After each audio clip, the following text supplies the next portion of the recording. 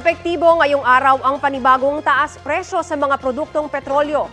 Sa anunsyo ng oil companies, 95 centavos ang dagdag sa diesel, 40 centavos naman sa kada litro ng gasolina.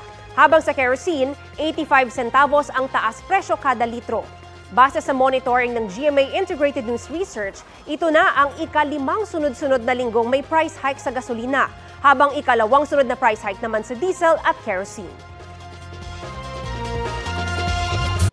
Kapuso, para sa mga maiinit na balita, mag-subscribe sa GMA Integrated News sa YouTube.